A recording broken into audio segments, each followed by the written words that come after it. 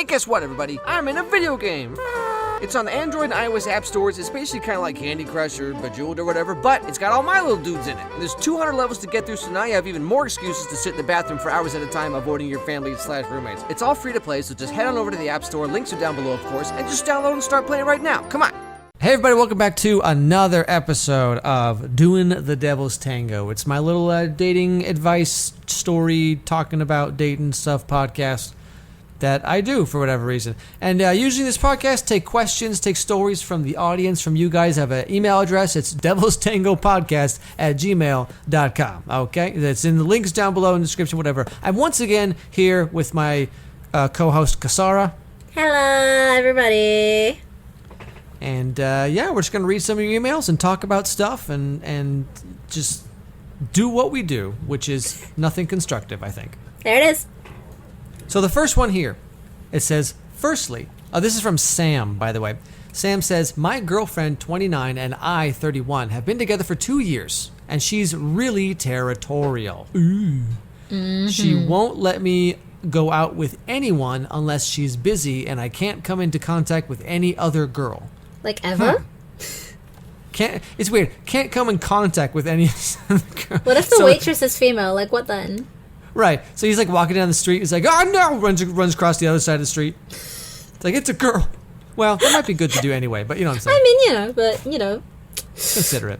Now, the other day, I met one of my online friends in real life. Well, that usually never ends well, but well, whatever. And says, my girlfriend just had to be there with me. Okay. And I didn't know until I met them, but this person was a girl. Oh my god! Okay. It's a grill. She's got cooties. My girlfriend immediately started yelling at me and screaming at her. I don't know whether to break up with her because we've been together for so long. Help. Well, here's the thing. I'm going to start with myself here. 2 years is a while, but that's not that long, especially because this guy says he's 31 and she's 29.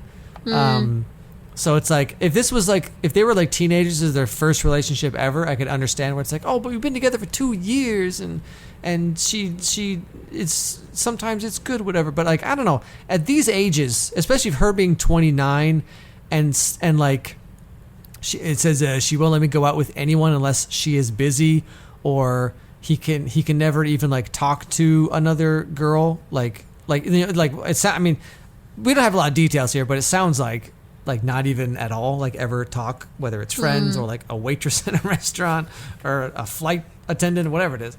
And then he had his online friend who he didn't know was a girl, which I guess that can happen, right? Because, you know, when your name is like, you know, Dark Lord 475, whatever, it's like, yeah, you don't really know who they are.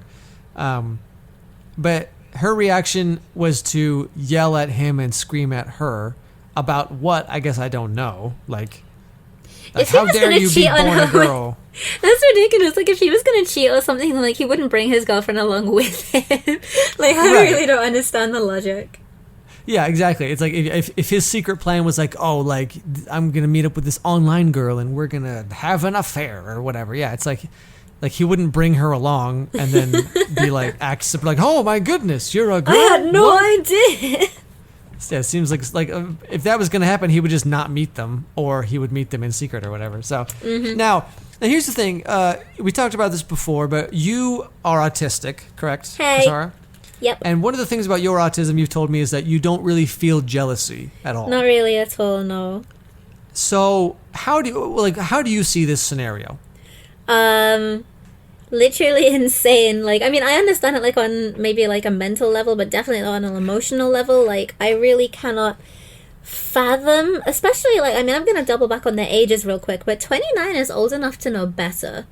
Like, I can understand, like, maybe if you're, like, 13 and your boyfriend is talking to another girl from a different class, you're like, oh, who's that harlot's talking to my... But, like, 29 and 31, like, he has female co-workers, like, he has to order coffee from, like, the female barista at Starbucks. Like, this is really, really, really confusing for me, because, I mean, I don't really feel strongly about this kind of stuff, like, whatsoever. I don't really feel jealousy, like, as a concept, but, like, I truly don't understand this. I can't really give a very good opinion on it, because I truly, truly don't get it. Mm-hmm. Now, with your relationship being like open, being whatever it is with your husband and stuff, it's like, so anything that he does with other girls, whether it's dating or platonic or romantic or whatever it is, so you just have like no jealousy or concern about that at all? I have concern as in like, so we have rules obviously in the open relationship. So one of those rules is that generally before we go on a date with someone else, we'll ask not so much permission, but I mean, because I have a very specific type, they kind of all know each other. The bodybuilder community in Tokyo is very small, so I don't want to accidentally be doing the no pants dance with one of his like co-workers or something. So like we'll ask permission, like, is this guy okay? Like, you don't know him, do you? Like, you're not friends or anything. And then also like 100% like you have to use protection when you're playing around with someone that's not us. So I would feel concern as in, is he sticking by the rules? Is he definitely using protection? He's not going to bring home like an STI to me, but like, I mean, we've been together 5 years now and nothing bad's happened, so everything's chill. But, I have like concerns, but do I wonder if he's looking at other girls, or do I wonder if he's going out with other girls? Like, I mean, of course he is, I don't care. So, yeah. Yeah, I mean, my last relationship, she was very, very territorial and very, very jealous, especially when YouTube took off, and then it kind of just became like kind of extreme in a lot of ways. And so I feel for the guy here. I really do, just because it's like, I'm sure there's good things about the relationship, and there's things that he really enjoys about it, but where, he can't go out with any friends, he can't really do anything, and like if he does, then maybe she always kind of has this weird like guilt trip thing going on where she's all like, oh, well, I guess I'll just be here by myself then. Hope you have fun or whatever. So like I kind of get it. But the thing is, like, 2 years, his whole dilemma here says, I don't know whether I should break up with her because we've been together for so long, but it's only been 2 years. I feel like, I don't know, 2 years is not super, super long, I feel like. Yeah, not really. Dump her, Sam. Yeah, I would say it sounds pretty miserable, Sam. It sounds like you're going to be walking on eggshells, walking through a minefield forever. It sounds like it's going to get worse as well. Like, what happens if, like, down the line, you have, like, a child, and then they have, like, a preschool teacher who's female? Like, what then? You can't go and get your kid from school? Like, you can't talk to the other parents at school? Like, you can't... I mean, this is obviously, like, not now. Obviously, it's quite, like, far down the line. But, like, just as, like, a general idea, like, think about what the future's going to be like. It's not going to stop here. It's just going to get worse and worse. Dump her, Sam. All right. Dumper, move on. That's the verdict. Simple as that. What could go wrong? I think this is going to be our advice for everything. Because it's like, them. if I don't know, I feel like generally speaking, right? It's like if something is so bad that you need to write into a Reddit or write into a podcast for advice, it's like it's probably already too late. I feel like for the most part. Yeah, but, plus I feel like a lot of people, they've kind of already made up in their mind what they want to do, but they want someone to talk them into it. Yeah, I feel like, I mean, this is true for anyone, but I feel like girls do that a lot too, right? Where it's like, you make up something like, I want to break up with the guy, or I want to do this, I want to do that, I want to ask him out, whatever it is, and then you go to like your other like lady friends, and then you just want them to tell you to do what you already want to do in the first place or whatever. Yeah, pretty much. Or I want them to argue against it so I can argue back, and the more I argue for the point that I want, I realize in my head how much I really want it, and then I'm like, yeah, cool. So it helps you figure out what you want to do inside your head, even though you kind of slightly already know. I guess that makes sense. Yeah, it's kind of like, it's like when someone wants to quit something, like they quit drinking or whatever that, and like they want to tell their friends about it. So then it's like, yeah, like they reaffirm to themselves like what they want to do and why they want to do it or whatever. I mean, for me, like I'm someone where I don't really need that myself. It's like if I want to do something, I just like do it. Where it's like, nice. I'm going to start doing this. I'm going to start a YouTube channel. I didn't tell anyone about it. I just like did it. Or like I'm going to start a podcast. And like I just like did it. But yes, I guess some people need that kind of reaffirmation, or like you said, they need a devil's advocate so that they can argue for their point and then realize like if they actually care or not. I mean, I get that. That makes sense. So, dumper, Sam. Come on, Sam. Don't be stupid. I mean, you're only 31. You have so much life left. I mean, here's the thing. Like I met my current girlfriend, Kelsey, my current and last girlfriend.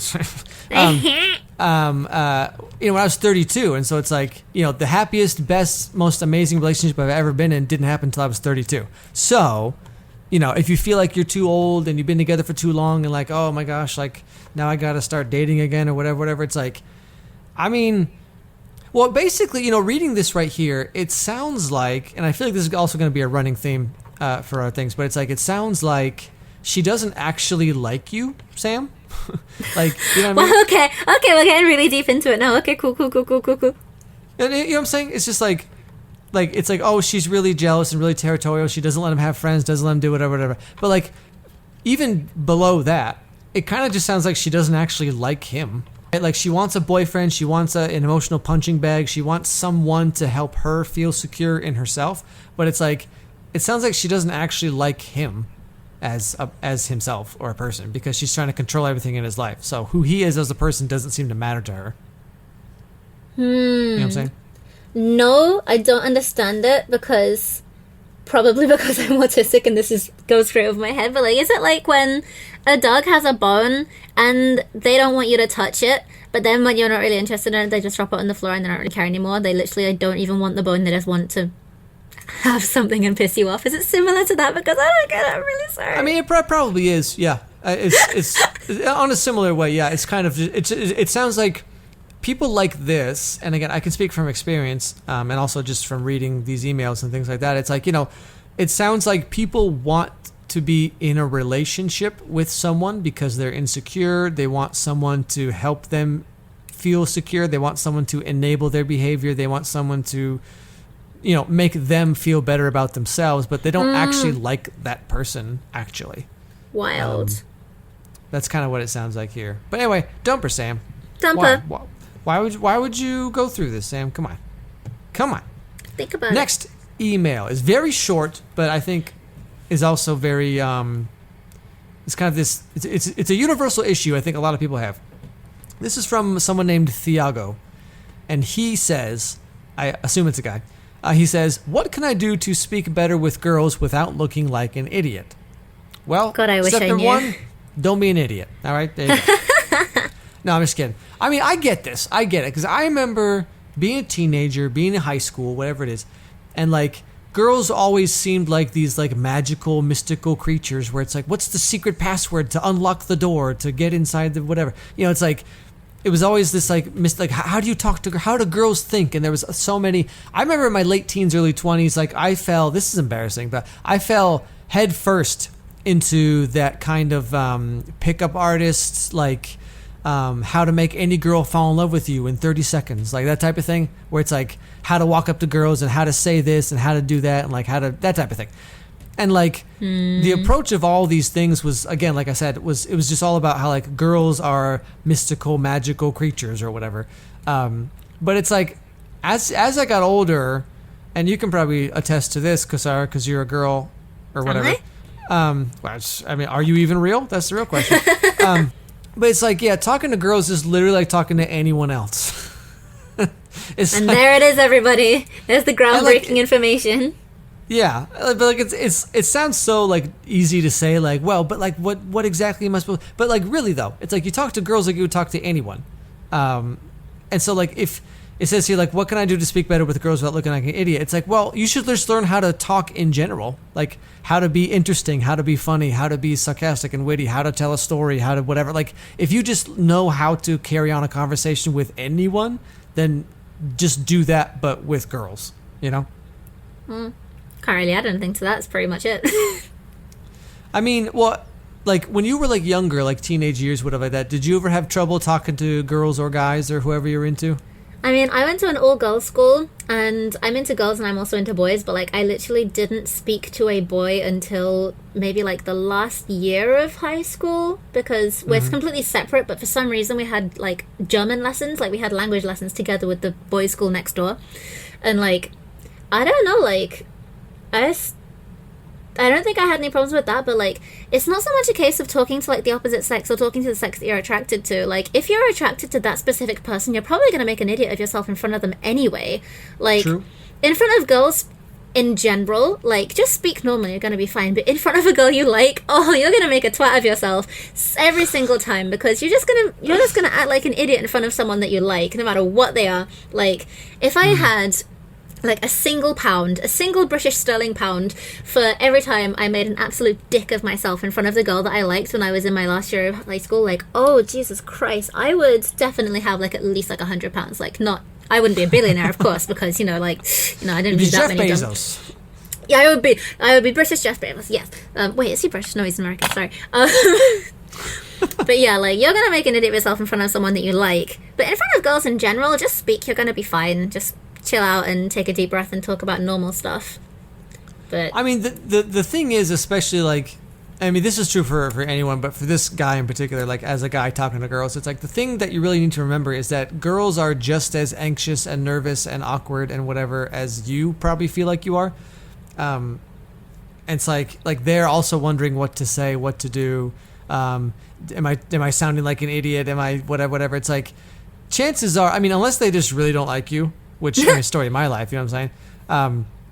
But it's like, yeah, like if you're on like a first date or you're talking to some girl in school, band class, whatever it is, whatever you're doing, and it's like you don't know what to say, whatever. It's like chances are she feels exactly the same way as you, where she's just like, what am I supposed to say? What do I do with my hands right now? Am I sitting weird? Does my hair look weird? Am I making a weird face? Like they're worrying about the same types of things.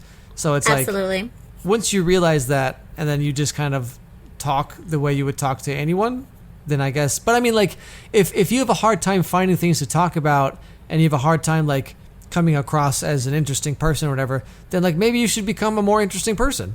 I don't know, get like more hobbies, do more things, have more things to talk about, read up on the news, read up on whatever.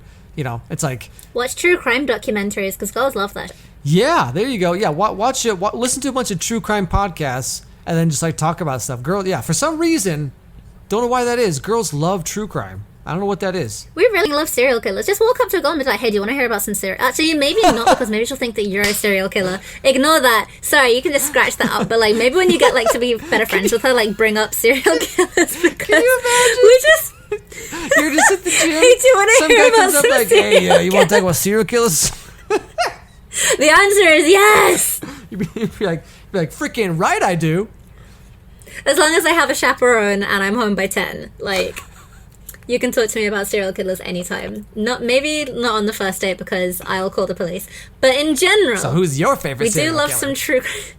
Oh, actually, I do have a list. But read up on some true crime if you want to talk to girls about stuff that we're interested in. Because people, what are girls interested in? Like makeup and ponies and true crime. Want to hear about serial killers, occasionally the occasional genocide. Like, that's what I like to read about it on Wikipedia. Like, that's what girls like. I know you didn't ask, but that's what we like. Yeah, that is definitely one of the many things that you kind of, or that I've like learned over the years. Yeah, again, it's like, it's the same with like marketing companies and like especially like video game companies and stuff like that, where it's like, how do we market to women? How do we market to girls? And it's always like, yeah, makeup and clothes and hair, and that's what girls like, right? People, it's just, that's what girls are into. But it's like, yeah, like most girls are into the same things as anyone else, like true crime and food and like stuff. I don't know, like I mean, some girls are just into makeup, I suppose, but it's just like, yeah, for the most part, it's like if you're up to date on like true crime, like My Favorite Murder or whatever Netflix podcast or Netflix documentary, whatever it is, it's like chances are a lot of girls will be just as into that as you. So it's like like again, just like be an interesting person and you'll have things to talk about, I feel like. Pretty much. I agree with all of this 100%. Do your best. Good luck, Thiago. Just don't be an idiot. It's as simple as that. Without looking like an idiot. Just don't be an idiot. Just don't look like an idiot. I mean, come on. Actually, you can be an idiot. Just don't look like an idiot. There you go. Well, wear an interesting hat. Perhaps. There you go. I mean, like real talk though, kind of like having a little bit of a self-deprecating sense of humor, I feel like is a great way to kind of diffuse any kind of idiocy in a situation. Just like, I don't know, instead of like being an idiot and then like feeling bad about yourself, like, oh, I'm such an idiot, blah, blah, blah. It's like, if you can kind of have a sort of sarcastic, kind of self-aware, self-deprecating humor about it, then like I feel like that eases a lot of the tension when you're talking to someone new for the first time. I feel like that's just in my experience. Anyway, next email. This is from Bianca, and she says, her question is about the parents of your significant other. Says here, I'm in a relationship with my boyfriend for 5 years now, and I don't really have a good relationship with his mother. We don't have a big fight or anything, but I just don't like her personality, and I don't like how my boyfriend's parents treat him. My main problem is that their relationship is toxic, and they are manipulating him. They always say that everything he has now, his job, his belongings, etc., are all because they made it possible, which in my opinion is not true because he works for his money. Anyway, so it just goes on. It says here, my boyfriend lives with his parents. He's trying to get the two of us a home on our own. He's earning more money than his parents, so they expect him to pay some bills, which is normal. I agree with that. But I think they're using him because they make him feel like they make him feel that he owes them so much, and whatever. It just goes on for a while. But basically, so it's like his parents are very controlling, very manipulative. She doesn't really like how they treat him and how they think about things. It's a very toxic relationship. So my question is, should I push more so that he gets out of the situation, or should I wait for us to move in together and maybe the problems go away? Nope, that's not going to happen. I'm just afraid that his mother will manipulate him into moving in with us, and then he'll feel that he owes her that, etc. Okay, so, bouncing off of this email for a second, like with you and your husband, has his family or your has there ever been any tension between each other's families, or do you all get along pretty well? Now we're all like best friends, literally nothing. Huh. Well, la-di-da for you. Literally, I'm sorry. Like, you brought me on here for like a different, like, different aspect of things, different way of seeing things. But now, actually, like, my husband's parents love me, and my parents love my husband. Like, everything's fine. Next, cool. Cool. All right. So, problem solved. No, just kidding. I mean, that is one thing where it's kind of like, when you're dating someone, you're dating them, and their family and friends, like, kind of don't matter, but they also matter a lot, which I know it sounds really weird to say. Absolutely, because yeah. like if the girl you're dating or the guy you're dating, whoever it is, if their parents like really don't like you for some reason, I mean, assuming you're not like a total idiot or whatever, assuming you're not the actual problem, they don't like you, and it's like, yeah, like anytime anything comes up about them, there's going to be a lot of tension.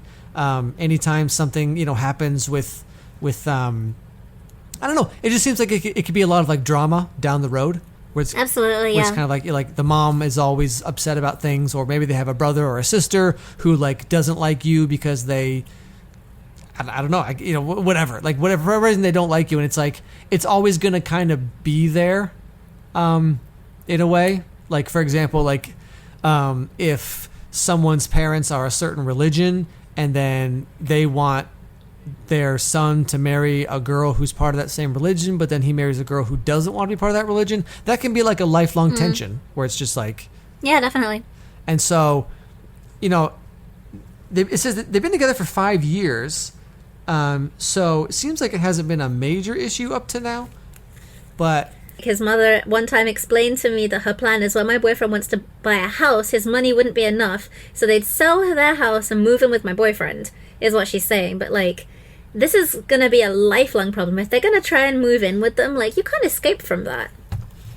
Yeah, and like, even if they do or don't move in, but just the fact that she would say that is kind of like, yeah, it's like, okay, so this is going to be a lifelong issue. They're always going to be in the way. They're always going to, be treating him a certain way, treat you a certain way, make you feel a certain way, et cetera, et cetera. And so it's kind of like, is this really something? Because when you date someone, you're not just dating them. Like, that's the most important part. But you're also kind of like sharing a world together with other people, like friends and family and whatever. And so it's like, if the person you're dating, like if their friends don't like you, or if their family doesn't like you for whatever reason, assuming you're not the problem, then it's like that's going to be a thing that just goes on forever and ever and ever, right? Because it's like you can't, like, people have their friends, they have their family, and it's like if there's some kind of tension between you, unless you can resolve it somehow, then like down here it says, my question is, should I push more so that he gets out of the situation, or should I wait for us to move in together and maybe the problems go away? They're not going to go away. They're definitely not going to go away. It's just going to get worse, probably. So, I'm not saying to break up with him, but what I'm saying is, like, maybe run away together and don't tell his parents where you went.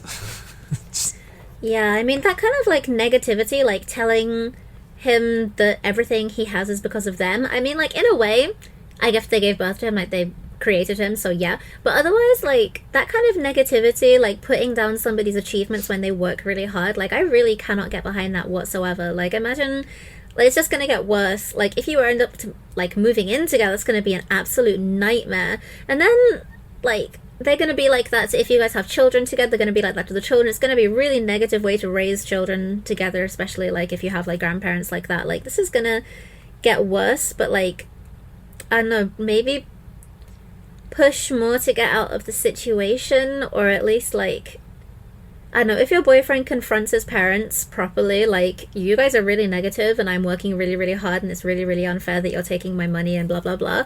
Like, maybe they'll either listen and change, or they won't listen and you'll know it's a complete lost cause. So I think you should at least try something so you know which step to take afterwards, if that makes sense. Yeah, and like going back to the point about it's like his parents gave him life, which is true, and so therefore everything he has ever done sort of belongs to them or whatever like that. But here's the thing, though, is like, you know, he didn't ask for that life, right? That's what I'm saying. Like he didn't ask to be born or choose to be born with them or at the time or whatever. Like he didn't ask for that, and so they chose to make a baby, or they chose to keep the baby or whatever it is, right? They chose this life, and so it's kind of like, I took care of you for 18 years. And so you owe me everything. Well, it's like, yeah, it's what you signed up for. You're the one who had the kid. Yeah. Like, what like, you're gonna have a kid and then just like throw it to the wolves and be like, oh well, you know, I don't feel like being a parent today. You know, it's like, if you have a kid, you're supposed to take it's what you're supposed to do. It's like, what like, you can't hold that over someone's head. It's like, yeah, that's.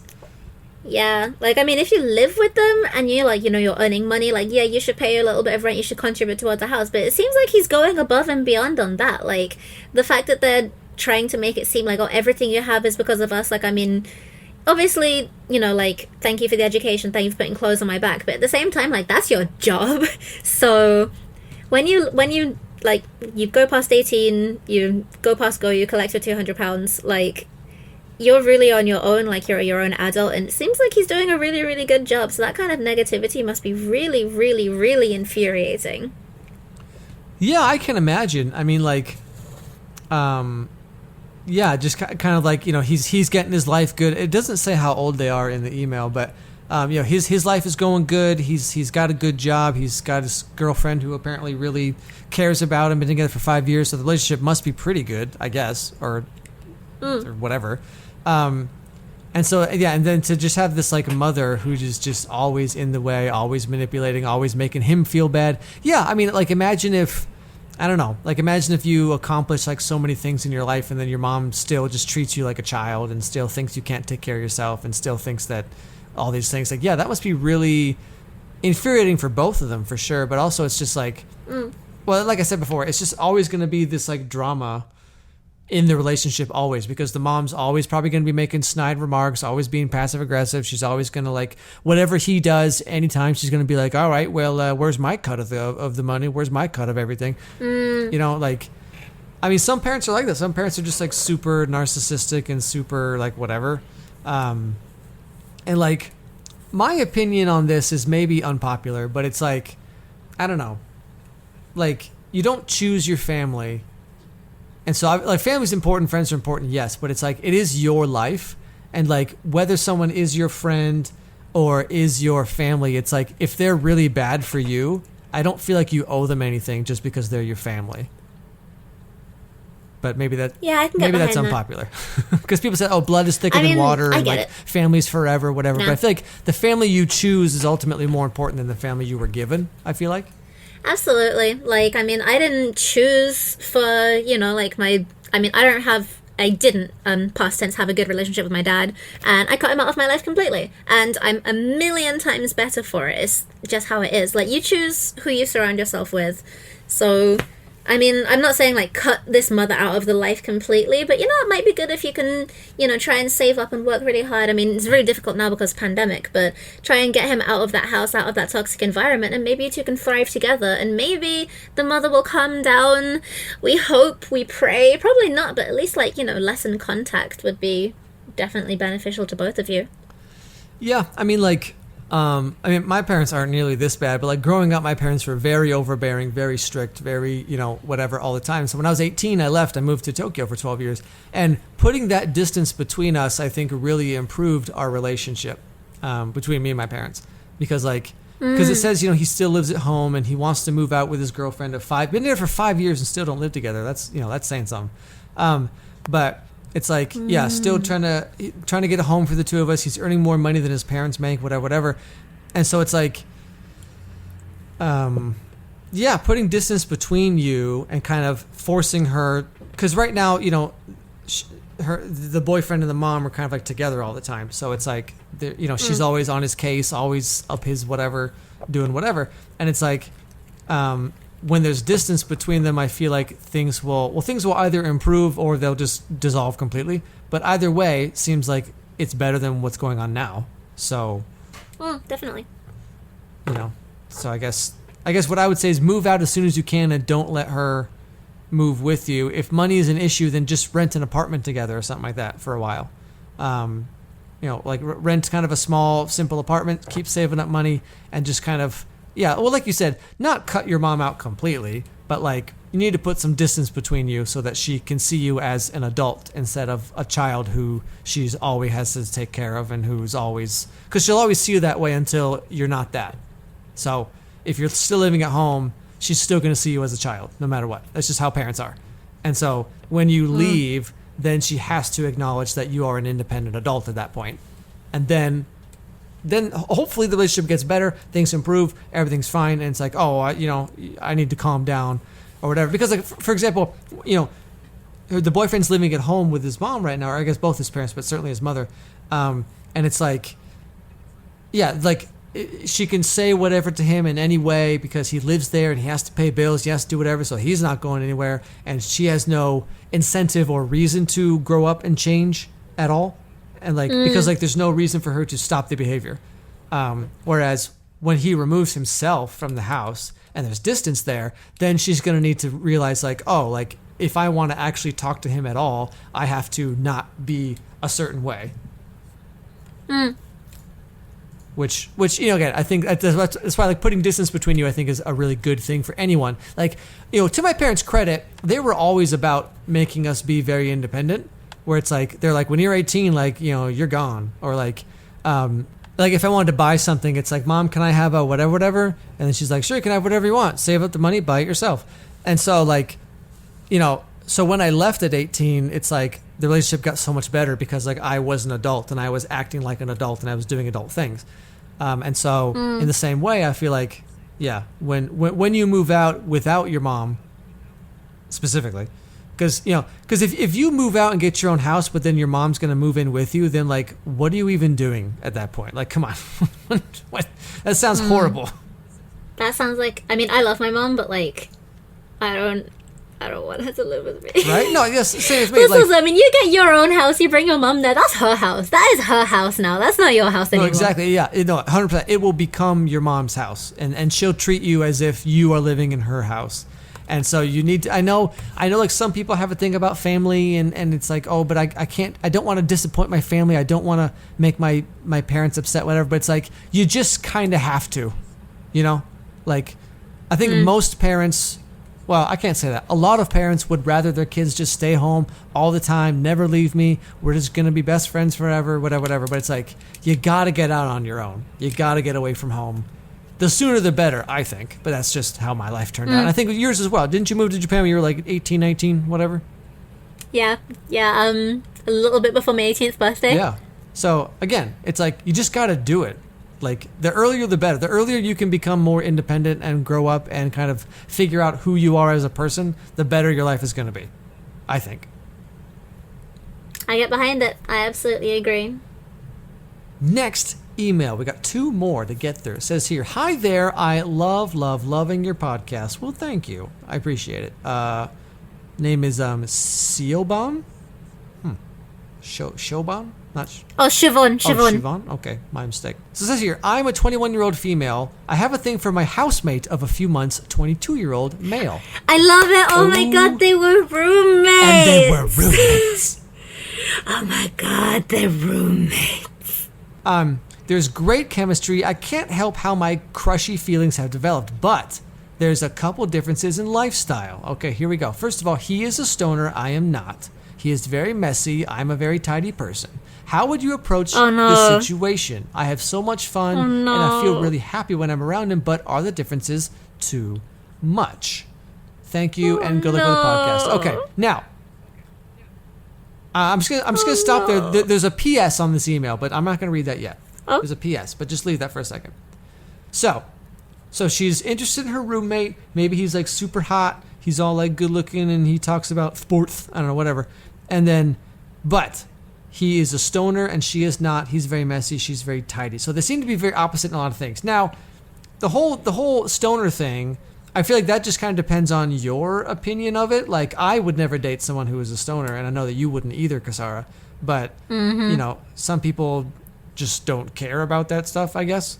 You know, it's like, just because you don't do it together, I don't think that's so much of a deal breaker, I guess. It just depends on her opinion of that, like if she's okay with that or not. I wouldn't be, but, you know, whatever. And also, he is very, very messy, and she's a very tidy person. So, now, they've been a housemate for only a couple months. But I imagine him being very messy and you cleaning up after him all the time is going to get really old really quick. You know, people say that, like, opposites attract or whatever, but, like, I don't think that's really true. I feel like you need to have more similarities than differences for a relationship to work out, I think. Yeah, I agree. Like, with the messy and tidy thing, like, this is something that is honestly kind of a deal breaker in a lot of situations. So, like, I mean, I am incredibly adamant that a lot of the time when you're in a long relationship, the thing that actually makes you break up in the end, if it's not like obviously them cheating or them like doing like some giant one thing that like makes you break up, but generally it's something that you notice within the first couple of months that niggles at you and ends up like actually just ruining everything. And this could be one of those things. Like, you notice that he's messy, you're very tidy, you're going to be cleaning up after him for the rest of your life. Like, nothing. I mean, obviously he's 22 years old. I mean, like, you can still do your best at 22. Like, he can really try and work hard, but in my experience, I don't think that's going to change. You can say that you can have like fights about it, you can have arguments about it, and maybe he'll get better for a week, but he's just going to slip into his old patterns again. And then, like, I mean, I'm absolutely talking from experience right now, by the way, but like, also, especially with people who are messy, and I'm sorry, I don't want to shame people who are messy, anyone that's listening, but like, a lot of the time, they don't care about the mess. And so if you do care about the mess, you are alone in that. So, like, if you walk past the mess on the floor, like, they're never going to clean it up because they don't care that it's there. But if it bugs you, then you're going to have to be the one that cleans it up. They're not going to clean it up because it doesn't bug them at all. So it's going to be on you for the rest of your life. So this is something that you're really going to have to think about that. Like, obviously, I can't tell you exactly what to do, but this would be a deal breaker for me. Also, the stoner thing, that would be a deal breaker for me as well. But the messy thing, I don't think I could. That would be really, really, really hard. Yeah, the thing you said is, well, everything you said is true, but like the thing you said about like when you're in a relationship, I'm just gonna repeat what you said. But like when you're in a relationship, do it. I'm just gonna mansplain the answer here. No, but when when you're in a relationship and and like the things that you break up over are generally things that you've known about the entire time. Like you said, like personality quirks, or they're really messy, or they lie a lot, or they whatever. It's like, you know, usually you'll find out pretty quick about that stuff. And of course, in the beginning, when you're in the honeymoon phase, right, and you're willing to overlook lots of things, where it's like, oh yeah, well this is a little bit annoying, but like, hey, it's not a big deal, or like, oh well, I can handle it because we're so in love. And then like 6 months, a year, 2 years, 5 years, whatever down the road, suddenly you're just completely miserable. You're upset all the time. You're annoyed all the time because they still just keep doing that freaking thing that they always do, you know? And so it's like... Yep. And you've got no one to blame but yourself as well, because you knew about it, but you decided to stay, and now look at you. Yeah, well, you decided to stay, or like you didn't bring it up. You know, where it's kind of like, well, but I don't want to seem like a real, like, you know, nagging Nancy over here. I don't want to be like, you know, seem like I'm so annoying and tell him to change and tell him whatever, which I understand those feelings. But again, especially 21 and 22 years old. So I'm assuming they don't have a ton of dating experience. Just I assume that for no reason. But it's like something I learned really quick, and with my most recent relationship with Kelsey, where it's kind of like there were there's no like major issue, but there were a few things that that together we kind of clashed on a little bit, and it would have been like old Alex. Well, I'm old now, but you know what I'm saying. Previous me would have overlooked those things and been like, well, but I mean, whatever. Like it's it's better than being alone, I guess. But like from the very beginning, it was like, okay, so here's this thing that's going on, and this will become a bigger issue later on down the road if we don't talk about it now. And there's probably like 2 or 3 of these things. It was nothing like major, but just like there's a couple of personality quirks, a couple of things. Not just her, I mean like for both of us, right? Where it's kind of like, okay, so here's the thing that I do, and here's this thing that she does, and we should talk about these things now and deal with them now. And we talked and we dealt with whatever, and then I stopped the thing and she stopped the thing, whatever it is, and then now the relationship is just like great. It's basically perfect because it's like we talked about the little things that bothered us before we started resenting each other over it 2 years down the road or whatever. So this is so cliche to say, but communication really is like the most important thing. And if him being a stoner bothers you, then you should talk to him about it. And like if it's like such a big deal that he's never going to stop or he's not going to cut back or whatever, then if he cares more about that than he cares about you, then you need to decide if you can look past that or not. Or like the messy thing, like you were talking about, Ksara, where it's like he will probably be messy forever, most likely, unless he's forced to grow up for some reason. Like I was always a very messy person until I started living on my own. And then I realized, like, the dishes don't wash themselves? Who no one's coming to vacuum? What's going on? And so then I realized, like, I have to clean everything myself. I'm still relatively messy, but I feel like she says he is very messy. So I imagine, well, she's also very tidy. So maybe her definition of very messy is different than mine. But chances are that's never going to change unless he wants to change it, because if you just keep nagging him about it, then he's just going to resent you for it, and he's not really going to change. Like, he'll be messy, and then he'll be like, I told you 3 times today, pick up the plates. And then he'll be like, fine, I'll do it. But, like, he's never going to actually stop being messy. He'll just reluctantly do whatever just so that you shut up or whatever, which is not a happy relationship. And then it means that you have to micromanage him constantly, as in, like, that's gonna like grind on you as well. Like, if you have to tell somebody to do the dishes, even though it's very obvious that the dishes are literally packed up, like stacked up to the ceiling, they need to be done. Like, having to tell someone to do something is also emotional labor. Like, if you walk past the laundry basket and it's full, you need to do the laundry. If there's loads of like dishes in the sink, you need to do the dishes. But they don't notice this. So you're going to have to be like, can you do the dishes? Can you do this? And then they're going to disappoint you, and then you're going to have a fight. It's just going to be a bad time. And I'm speaking from experience because my husband is exactly like this. And, did that ever like improve over time, or is that still like a constant issue? Nah, absolutely not. We've been together 5 years. You think I didn't bring it up at the beginning? I brought it up. You think we don't have fights about this? Like, sorry about something. We have like bi-monthly fights about this. Like, and the thing is that because I have autism and he has ADHD, like, he sometimes just doesn't see things because his brain is going a mile a minute at loads of different things. So it's really difficult. But probably for like, neurotypical people, it probably isn't that bad. But like, having to constantly remind someone to do it, but sometimes you'll tell them to do it and they won't do it. Then you'll not tell them to do it, they won't do it. Like, and then maybe if you tell them 5 times to do it, maybe they'll do it, maybe they won't do it. But like, that's a lot of stress and pressure for you, and you're going to end up probably doing it yourself. Like, people don't change. Or maybe like you have a fight, they're really good for like a week afterwards, but then they just sink back into their normal patterns, and you're just stuck with that because that's what you chose. So I'm living with the fruits of my decisions. So don't be me, basically. You made your bed, you gotta sleep in it now. Yes, sad. Yeah, but other things make up for it, so it works. But like, you pick your battles. Yeah, I mean, like, I guess no one's perfect. Everyone has issues. Like I said, like, my relationship with Kelsey right now is amazing. But at the beginning, there was a couple things where it's like, okay, I really, really like this girl. I really want to have a good relationship with this girl. But if I don't talk about this thing now, is going to be an issue. And it's same for her as well. There was, things about my personality I didn't even really realize at the time. And then she brought it up and I was like, I didn't realize I did that. And then I stopped doing it.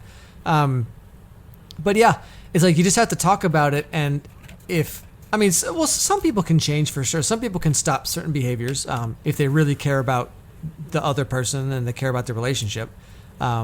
They should be willing to compromise on things, because if you're not, then why are you dating in the first place? But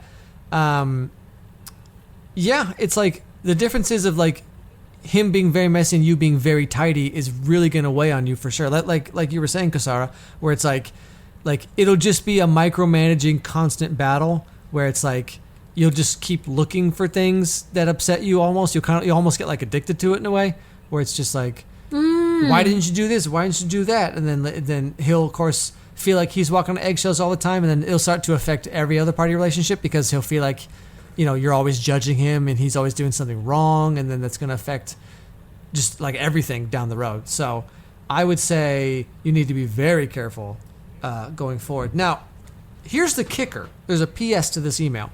It says, PS, his mom and brother also live in the same house as us. So, I mean, what? So does that mean that all of them are messy together? Is he the odd one out? Like, are you cleaning up after the entire family? Are the family also stoners? Like, I have a lot of questions. Yeah, it's weird. It's because she's like 21-year-old female, has a thing for her housemate.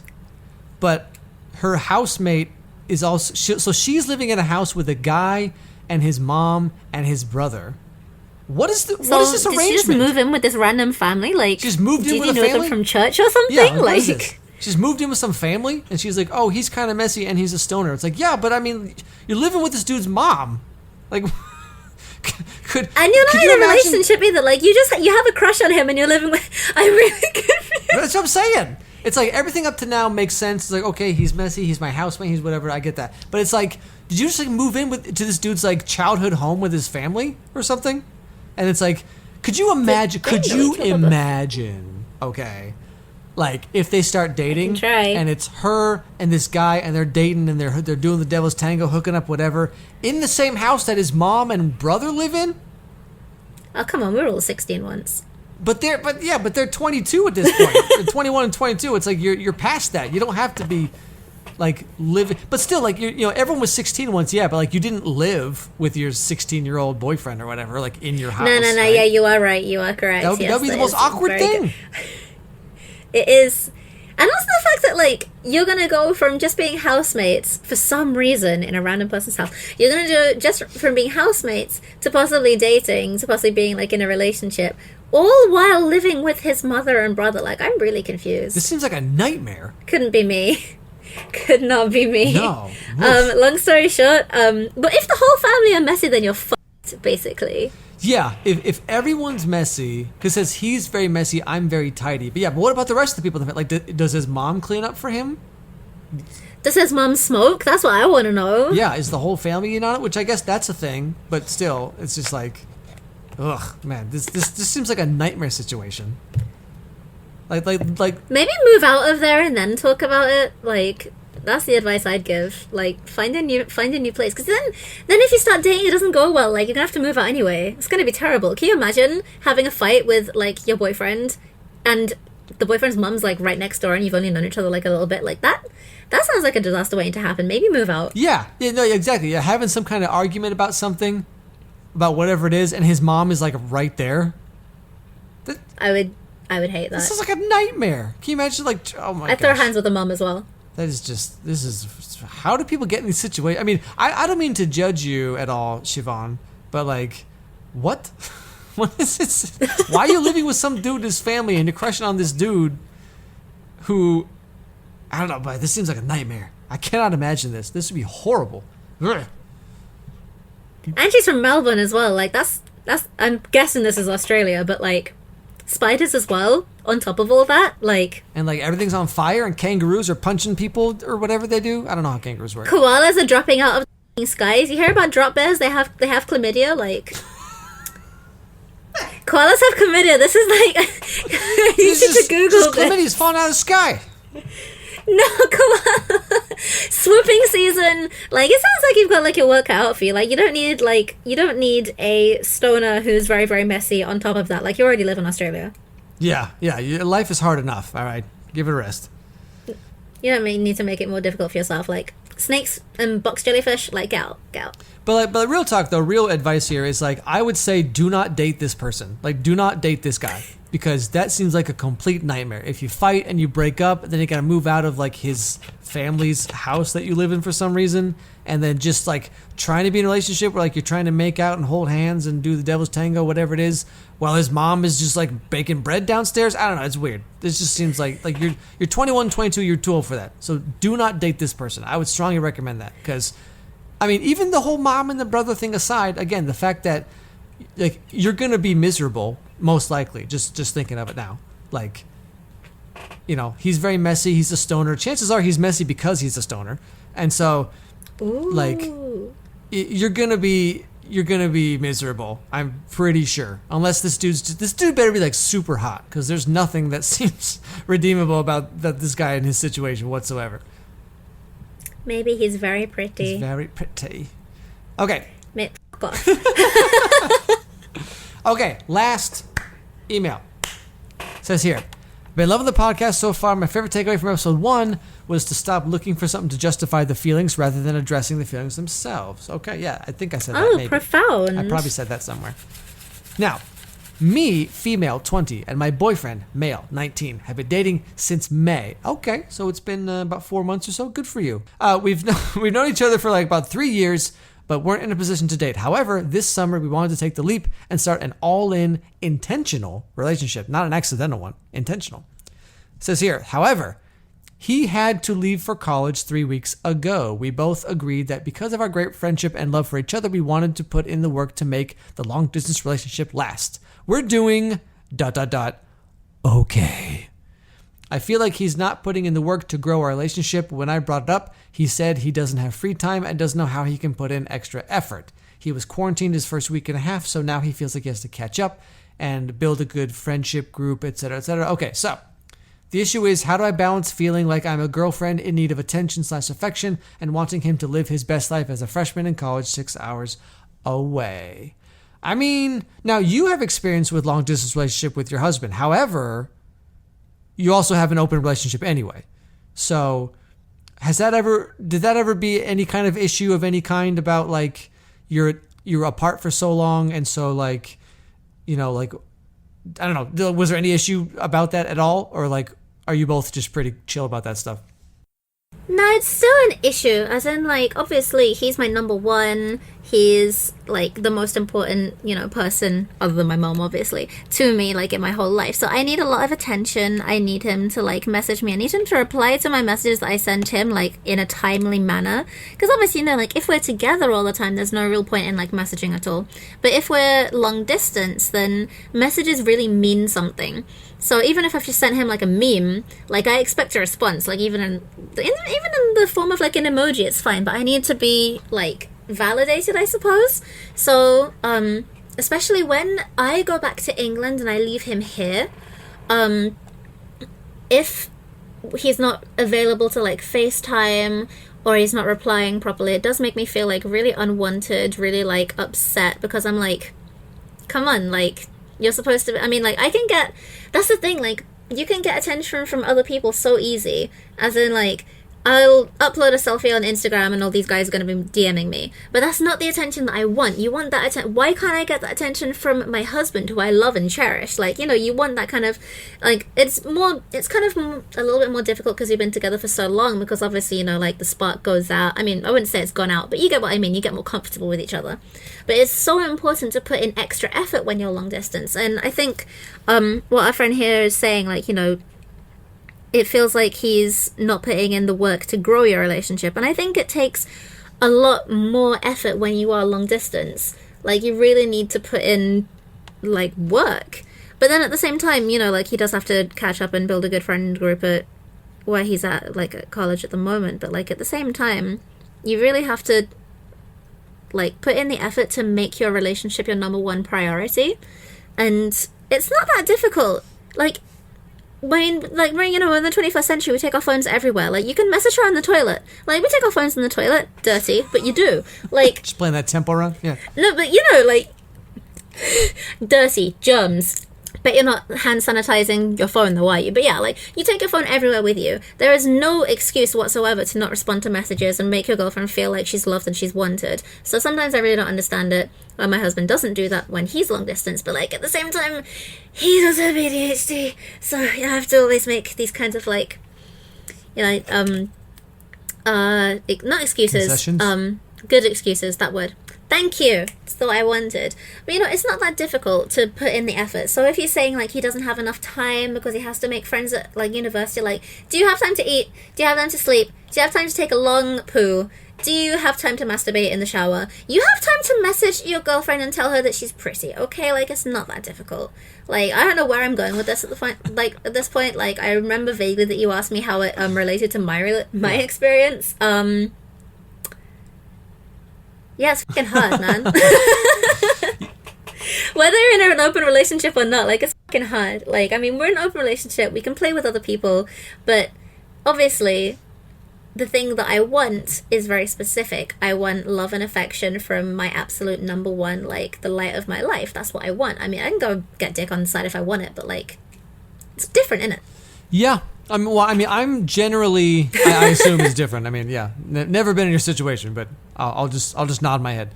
No, but, like, I'm generally against long distance relationships, just because, especially if there's, like, if it's like a short term long distance relationship, like, you know it's going to be over in like a month or two. I mean, you know that you'll be back together in a month or two. I mean, then, like, that's one thing where it's like, okay, well, you know, you need to go do this thing for a month or whatever, and then I'll see you when you get back. But if it's like, you know, he went off to university, he's 19, so I guess he's first year, second year in university, so he's gonna be away for another couple years. Yeah, it says he's a freshman. For like, what, 3-4 years, whatever it is. I mean, well, assuming he graduates and assuming he doesn't, whatever. But it's also, given their ages, right, it's kind of like, I mean, chances are really high that this is not going to be your forever boyfriend.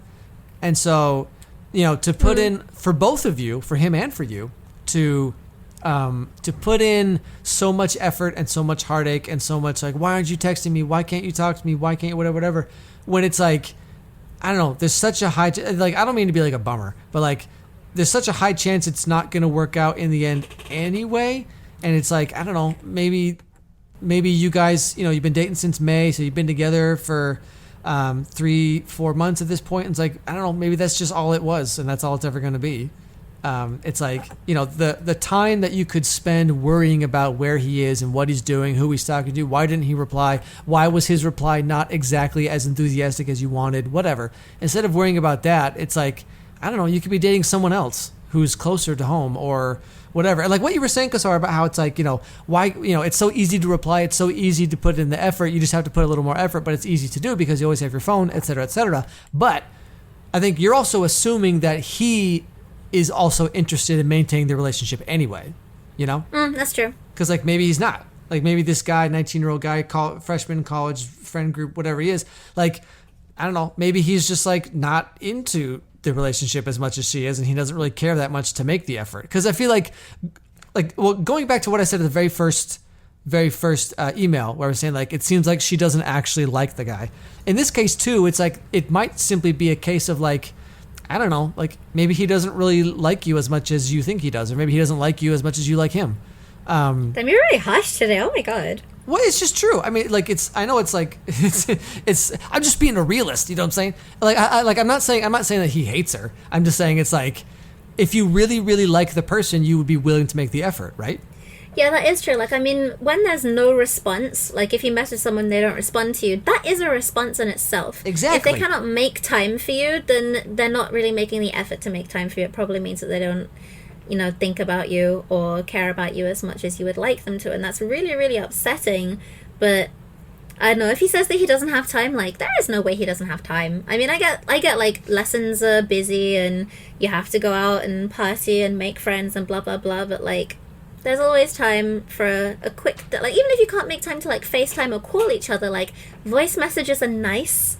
sending each other little emojis and like memes that you thought, like, I saw this and thought of you today, like, that kind of stuff. It's nice. It doesn't take that long, and if he doesn't take the time to do even stuff like that, then, you know, maybe I don't think it's going to end up very well. But at the same time, I don't know, I feel like long distance relationships, when you are a stable adult and you have like a good handle on things, can be, you know, they can be quite nice, and, you know, they do work out. But long distance relationships, when you've been together for a kind of shorter amount of time, you're young, and one of you has gone to a whole new place with a whole new like list of things to do, people to see, experiences to experience, like, I wouldn't recommend. I haven't been to university, so I don't know anything. All I know about university is what I've read about on fan fiction and American dramas. But like, I wouldn't. So you know nothing. Want to okay, be, I get it. Yeah. So basically, I know nothing. Is it vaguely like Legally Blonde? Okay, I think it is. So I imagine, why would you want to go into university in a relationship anyway? Because like, I feel like there's a lot of partying and a lot of sex to be had, and I feel like our friend writing in kind of knows that as well, so I think that's going to be on her mind a lot. Like, is he at a party? Is he doing something? Has he met someone else? Like, I think that's going to kind of eat her up inside a lot.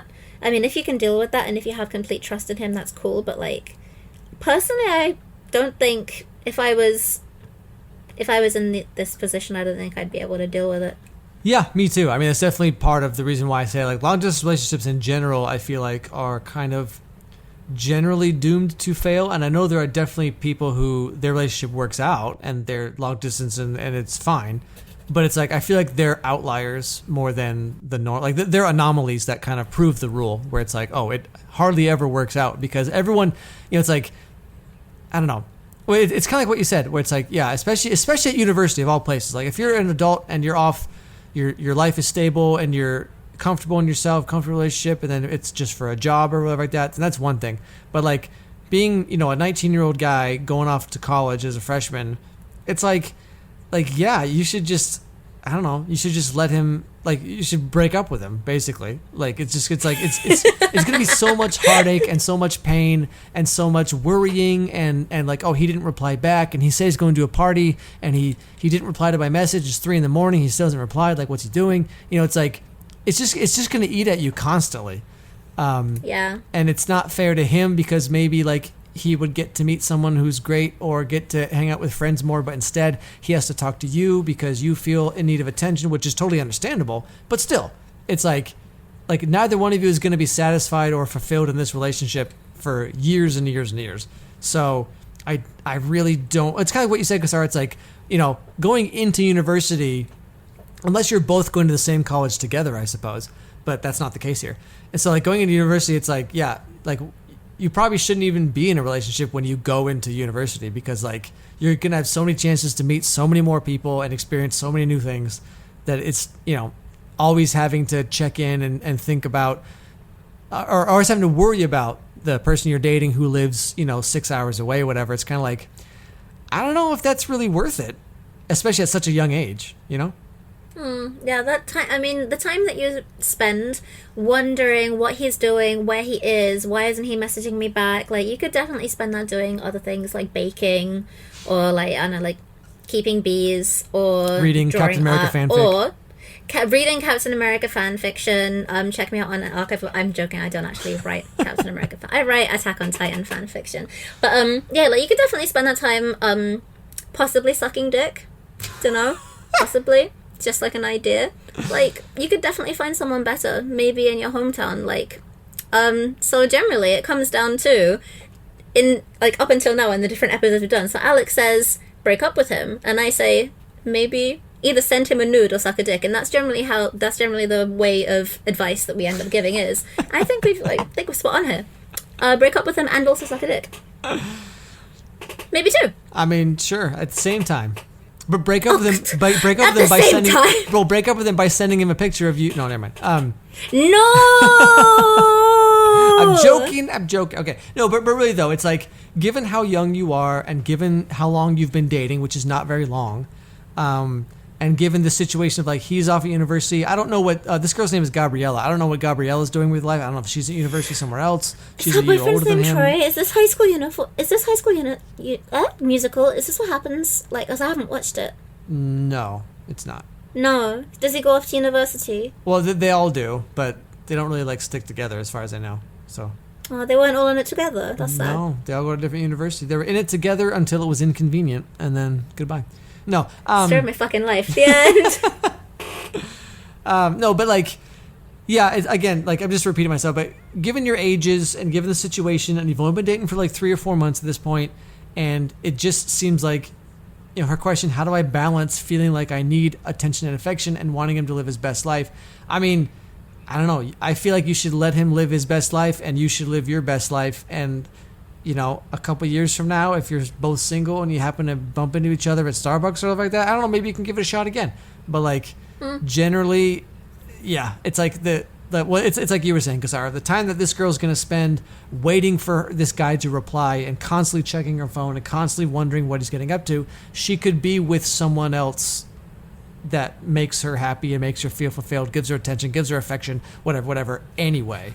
So, Absolutely. Seems like it's kind of a way to waste your early 20s, seems like, to me at least. Yeah, I think it's going to be difficult to try and, balance feeling like you're a girlfriend in need of it. You are a girlfriend in need of attention and affection. Like, you can't hide that, and you shouldn't either, because it's going to be very, very detrimental to your mental health. Like, if you need attention, then, I mean, no, don't message him being like, hey, I need attention. But, like, when you need attention, you need attention. And if you don't get it, you're going to be sad. And there's no way of beating around the bush about that. You can't pretend that you don't, because you're just going to be upset about it. And it might end up, like, kind of bubbling up and bubbling over. And you end up being very frustrated with the guy. And then you end up having a fight.